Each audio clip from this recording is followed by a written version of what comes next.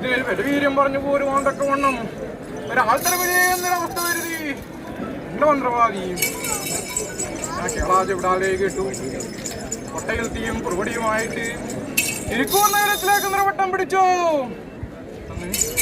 ഇരിക്കൂർ നഗരം തെക്ക് നിന്ന് വടക്കോട്ടും വടക്ക് നിന്ന് തെക്കോട്ടും തീയിട്ടരിച്ചു ഒട്ടിച്ച് ഭസ്മമാക്കി.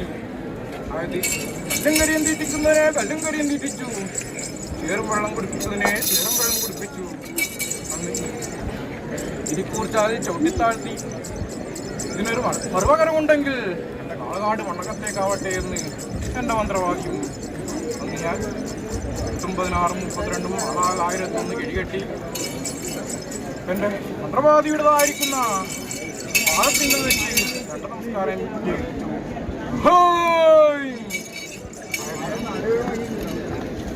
എൻ്റെ മന്ത്രവാദി മേലേ മാടത്തിങ്കൽ ഹോമവും ധൂമവും മന്ത്രവും തന്ത്രവും ധ്യാനവും കർമ്മവും മാടത്തിങ്കൽ നടപ്പുരം അത് മാസത്തെ വെച്ച് ഞങ്ങളുടേതായിരിക്കുന്ന ആ കാൽകളിയാട്ടം കൊണ്ട് കൂട്ടിയല്ലോ.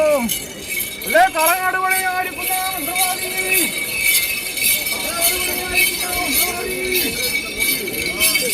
എന്റെ കളങ്ങാട് വഴിയായിരിക്കുന്ന മന്ത്രവാദി,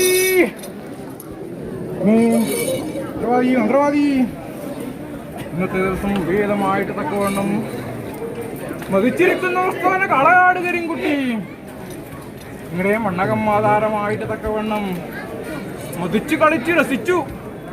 അല്ലേ കാടകള മന്ത്രവാദി, അല്ലേ മന്ത്രവാദി? ഇനി ഇന്നത്തെ ദിവസം വേദമായിട്ട് തക്കവണ്ണം ശോഭിതത്തിങ്കൾ തന്നെ കൂടിക്കണ്ടില്ലേ നിങ്ങൾ? ഇനി മതിച്ചിരിക്കുന്ന അവസ്ഥാന കാളകാട് കരിങ്കുട്ടിയെ കാണുന്നതായ നേരത്തിങ്കൽ സന്തോഷമായില്ലേ? അന്ന് പൂർവികന്മാർക്ക് ഇടവും വലവുമായിട്ട് നിന്നിരിക്കുന്നതായ മൂർത്തി തന്നെ ദൈവം കാളകാട് കരിങ്കുട്ടി, അല്ലേ? ഇന്നത്തെ ദിവസം വേദമായിട്ട് കണ്ടുപോരുന്നതായ കാലത്ത് ഇനി സൗഖ്യത്തെ അന്വേഷിക്കാൻ ദൈവം ഇനി എന്നെ പണ്ടകമ്മാധാരമായിട്ട് തക്കവണ്ണം സൗഖ്യം തന്നെ അല്ലേ? അല്ലേ കാളകാട് മന്ത്രവാദി? അലസാരിയുണ്ടോ? സങ്കടക്കൂറുണ്ടോ? മഹാവ്യാധിയുണ്ടോ? ഇല്ല അല്ലേ?